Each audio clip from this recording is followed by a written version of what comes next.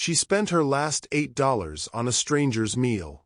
3 months later, she discovered he'd been watching her for 20 years.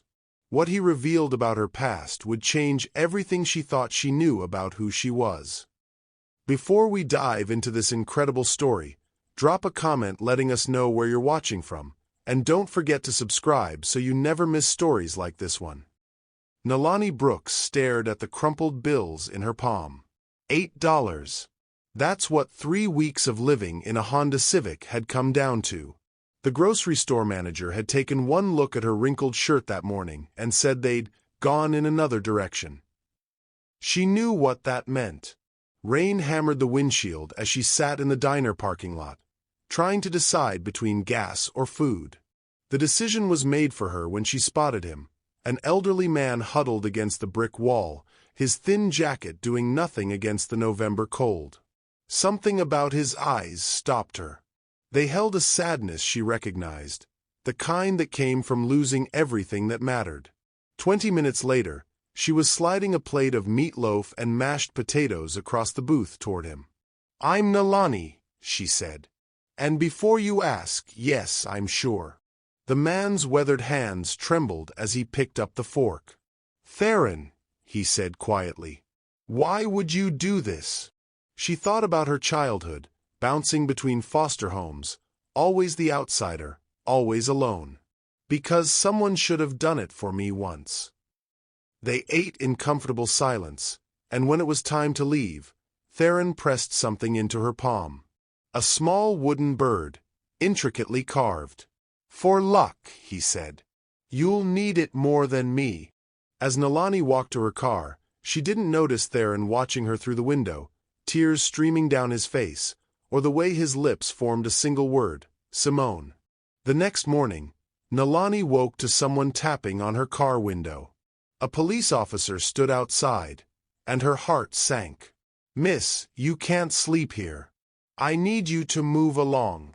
She drove aimlessly until her gas light came on, then parked near the library where she could at least use the bathroom. That's where she ran into Theron again, standing near the entrance with a small group of other homeless individuals. "Nalani." His face brightened. "The shelter on Morrison has hot showers in the morning. Get there by 6. And Mrs. Keiko at the corner store sometimes needs help with inventory." Over the following days, Theron seemed to appear whenever she needed help. He showed her which parking lots the police ignored, which soup kitchens served the best food, which churches offered clothing donations. Their conversations grew longer, more personal. "I had a daughter once," Theron said one evening as they shared a bench. "She was everything to me. Everything." "What happened?" Nalani asked. His eyes went distant. "I lost her. My fault. I've been paying for it ever since." Nalani wanted to press further, but something in his expression stopped her. Instead, she told him about foster care, about aging out at 18 with nothing, about the constant feeling that something was missing from her life, some piece she couldn't name. Theron listened with an intensity that made her uncomfortable. "You're stronger than you know," he said finally. "Your parents, wherever they are, would be proud." "I never knew them," she said. "I was found at a hospital when I was 3. No one ever claimed me." She didn't see the way his hands clenched or the tears he blinked away. Mrs. Keiko hired her the next week, cash under the table for stocking shelves and cleaning. It wasn't much, but it was something. Nalani started saving, dreaming of an apartment, a real bed, a future. One afternoon, she was admiring the wooden bird Theron had given her when Mrs. Keiko leaned over. "That's beautiful work. Real craftsmanship. Where'd you get it?" "A friend made it." Mrs. Keiko picked it up, turning it in the light. "This is worth money, honey. See this detail? Whoever carved this had professional training." That evening, Nalani found Theron at his usual spot and watched as he carved another bird, his movements precise and practiced. "Theron, were you an artist?" "Before." He paused, then shook his head. Just something to pass the time. But she'd seen the flash of something in his eyes. Recognition, maybe. Or fear. Tell me the truth, she pressed. Who were you? Someone who failed the people he loved most, he said, and walked away before she could ask more. The inconsistencies piled up. Other homeless people treated Theron with deference, even respect. He knew things about the city that suggested he'd once lived here in a different life. And once, when adjusting his coat, she glimpsed an expensive watch on his wrist, quickly hidden. When she asked about the watch, he claimed he'd found it. When she asked why people seemed to know him, he said he'd been on the streets a long time. Every answer felt like a deflection. Then Theron mentioned a night job. A cleaning company needed someone for office buildings downtown. I told them about you, he said. They'll pay fair. The job was real, and suddenly Nalani was making enough to rent a room in a boarding house. She should have been grateful, should have accepted this stroke of luck. Instead, she found herself wondering why a homeless man had connections to hiring managers. One night, finishing her cleaning shift early, she decided to find Theron and thank him. She tracked him to Pioneer Courthouse Square, then followed at a distance as he walked with purpose toward the West Hills. What she saw made her blood run cold. Theron met a man in an expensive suit near a black sedan.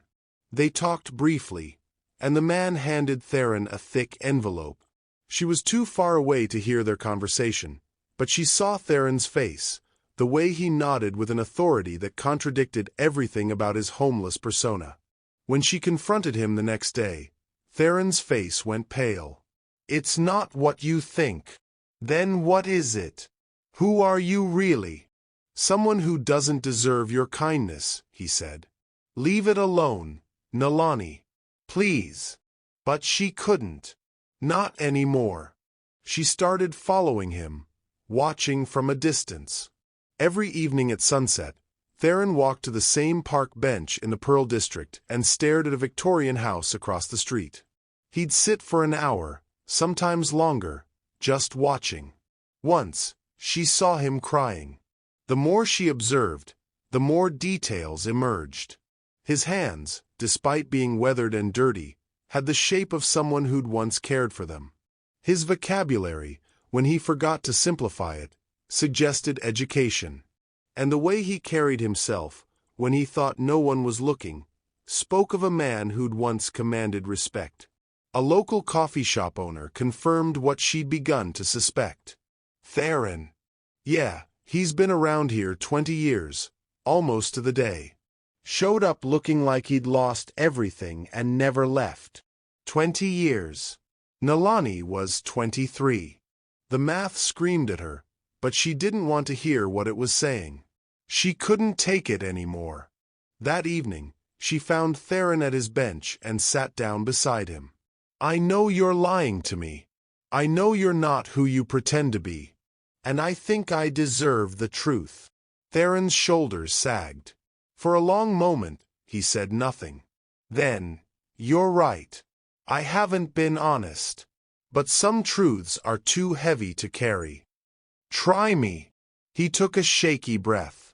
20 years ago, I had everything. A career, a home, a family. Then in one night, it all vanished. My daughter and her husband died. And my granddaughter, just 3 years old, disappeared. They told me she was probably dead too, but they never found her body. Nalani's heart hammered in her chest. What was your granddaughter's name? Nalani. His voice broke. Her name was Nalani. The world tilted. That's not possible. I've been on these streets by choice, Theron continued, not looking at her. Punishing myself for failing to protect them.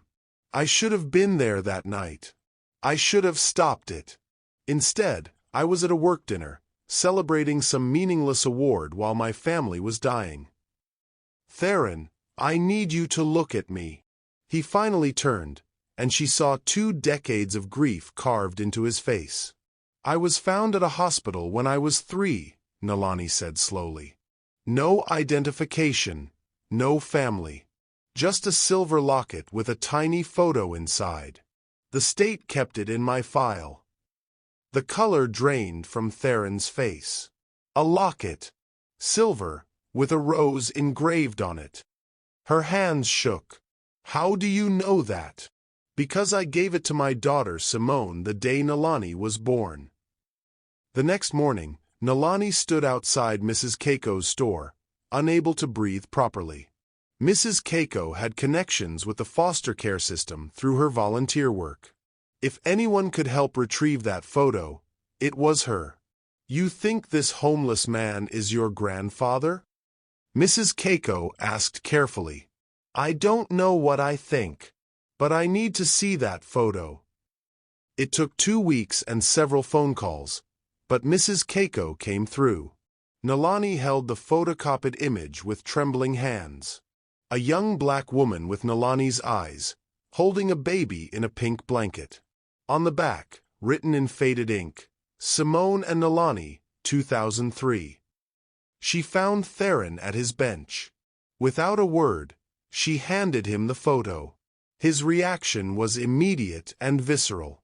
He collapsed forward, sobbing so hard his whole body shook. Oh God! Oh my God! Simone! My baby girl! Tell me everything, Nalani whispered. The story came out in broken pieces. Theron Brooks had been a successful architect, one of the few black men to make partner at a prestigious Portland firm. His daughter Simone had married young, had a baby, was building a life. Then came the fire. The official report said faulty wiring, but Theron never believed it. The timing was too convenient, he said. Simone had been asking questions about some irregularities in her husband's company. Then suddenly their house burns down with them inside, and my granddaughter vanishes without a trace. The police said you probably died in the fire, that animals might have carried off your remains. But I never believed it. I couldn't. So you've been living on the streets for 20 years searching for me? No, he said quietly. I've been living on the streets because I didn't deserve to keep living my life when I'd failed to protect yours. The searching came later, after I realized that guilt was just another form of selfishness. The man with the envelope, Nalani said. Who is he? A private investigator. I've been paying him for 15 years to look into the fire, to search for any trace of you. I sold everything I had, piece by piece. The house, the car, my savings. Every penny went to finding the truth. Nalani's mind reeled. You've been investigating this whole time? And getting nowhere. Until 3 weeks ago when you walked into that diner. His eyes met hers. You looked so much like Simone, I thought I was hallucinating. Then you told me your name, and I knew. But I couldn't just tell you. What if I was wrong? What if I scared you away? So I stayed close, tried to help however I could, and prayed that somehow I could prove it. The private investigator, Nalani said. What has he found? Theron's expression hardened. That's why I need you to stay away from this. The fire wasn't an accident, Nalani, and the people responsible are still out there. The next day, Nalani met the investigator, a tired-looking man named Everett who'd been working Theron's case longer than she'd been aware of her own existence. He spread photos and documents across the table of a small office that smelled like old coffee. Your father was an accountant for Meridian Development, Everett explained. 3 weeks before the fire, he discovered they were laundering money through construction projects. He was planning to go to the authorities. They killed my parents for that? We think so, but we could never prove it. Meridian had connections with the police department. The investigation was closed within weeks. He pulled out another photo. The night of the fire, a neighbor saw someone carrying a small child from the scene before the fire trucks arrived. We think whoever set the fire either had a last-minute crisis of conscience or was instructed to spare you. Then why was I found at the hospital with no identification? That, Everett said, is the question I've been asking for 20 years. Nalani looked at Theron, sitting quietly in the corner. You've spent 20 years on this. 20 years punishing yourself for something that wasn't your fault.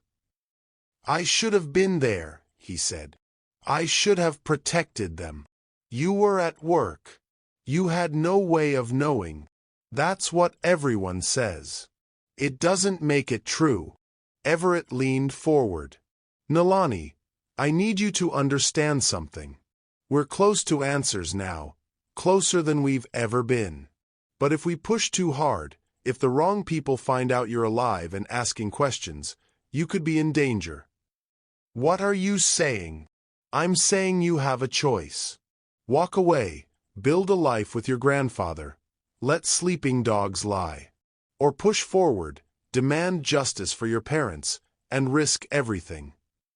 Nalani stood by the window of her tiny boarding house room, holding the wooden bird Theron had carved for her. Outside, Portland sparkled in the rare sunshine, people going about their lives, unaware of the earthquake that had just rearranged hers. She had a grandfather, a family.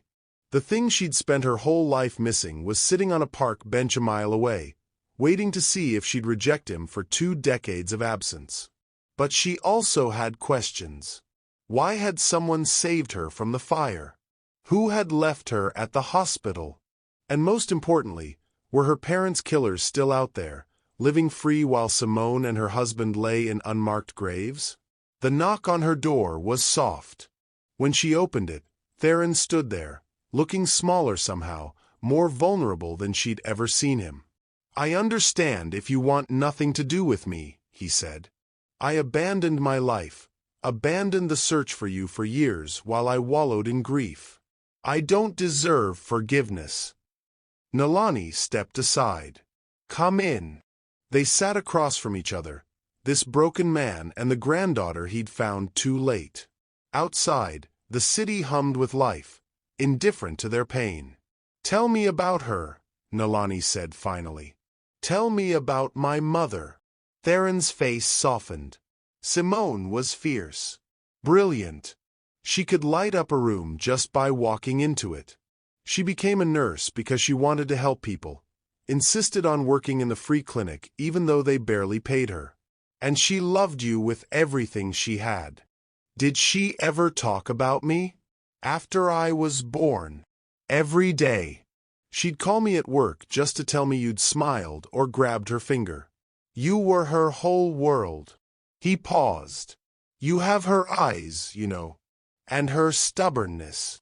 I want to find out what happened, Nalani said.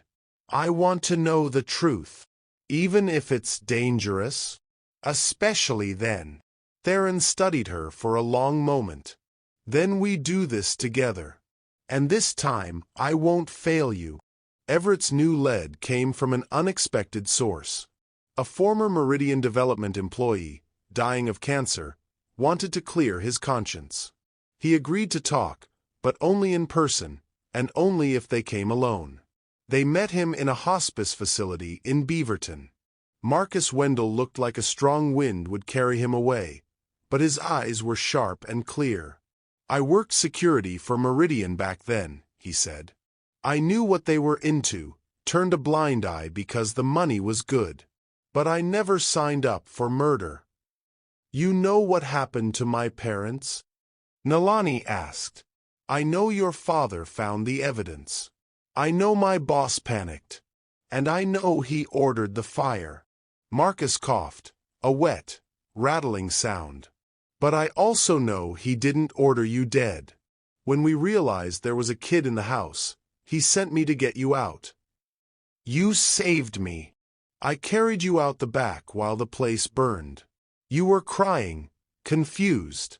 I drove you to the hospital, left you at the entrance. Figured someone would take care of you, get you into the system. I didn't know your grandfather existed. I'm sorry. Theron's voice was tight. Who gave the order? Daniel Hartwick. He's still around, still running Meridian like nothing ever happened.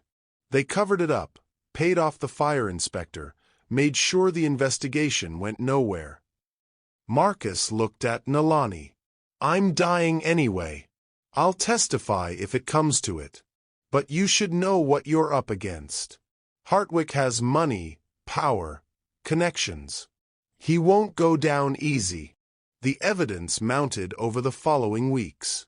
Financial records Everett had been piecing together, testimony from Marcus, new witness statements from neighbors who'd been too scared to talk 20 years ago. It was enough to reopen the case, maybe enough to bring charges. But every step forward felt like walking through fire. Someone broke into Nalani's room, tossed it but took nothing. A car followed Theron for 3 blocks before speeding away. The message was clear: back off. "We can stop," Theron said one evening. "Take what we have to the police and let them handle it. You've been waiting 20 years for this. And I'd wait 20 more if it meant keeping you safe." Nalani looked at this man who'd given up everything, who'd punished himself for decades for a crime he didn't commit, who'd carved wooden birds to pass the time while his soul bled out on the streets of Portland. "We finish this," she said. "Together."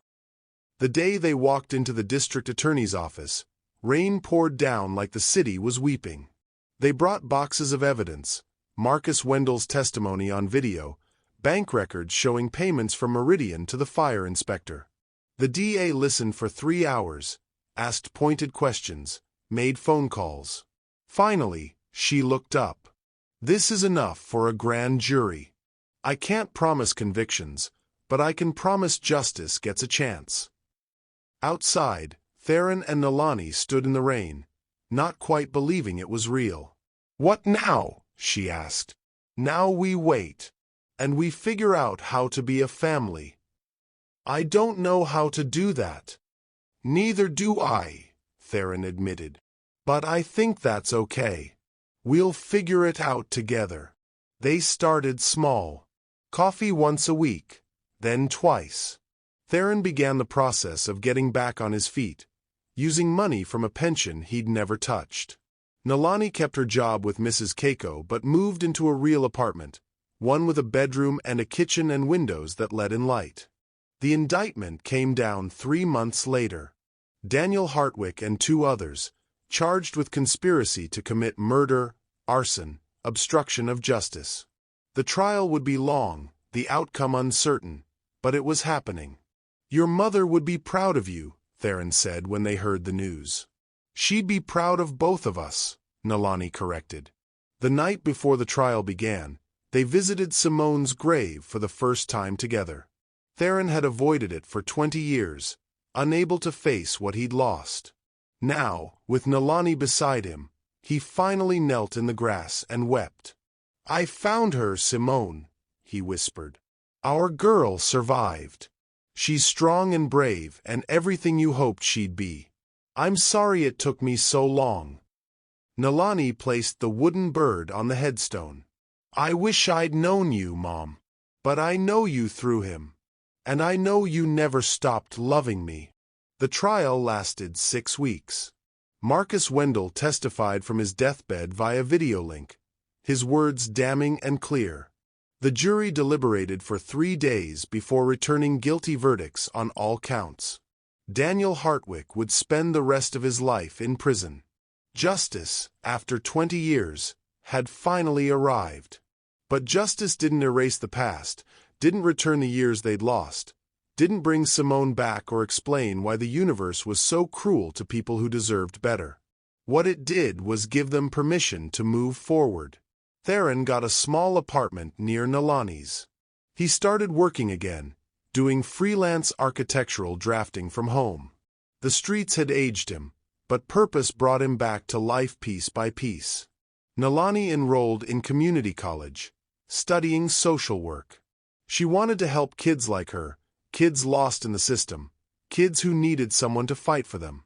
They had dinner every Sunday. Sometimes they talked about Simone, about the past, about everything they'd lost. Other times they just existed together, comfortable in the silence, two people who'd found each other against impossible odds. On the one-year anniversary of that rainy November night when Nalani had spent her last $8, they returned to the diner.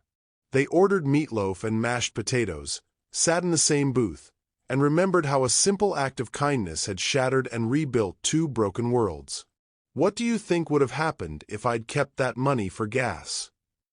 Nalani asked. Theron smiled, the first real smile she'd seen from him. "I think I would have found another way to meet you. I'd been watching you for weeks, trying to work up the courage to approach. You just made it easier." "You were stalking me?" "I prefer keeping a protective distance while gathering courage." They laughed, and for a moment, the weight of everything they'd survived lifted. The future was uncertain. There would be hard days, moments when the loss overwhelmed them, times when the past reached up with cold hands and tried to drag them back down. But they'd face it together, a grandfather and granddaughter who'd both been lost and somehow found their way home.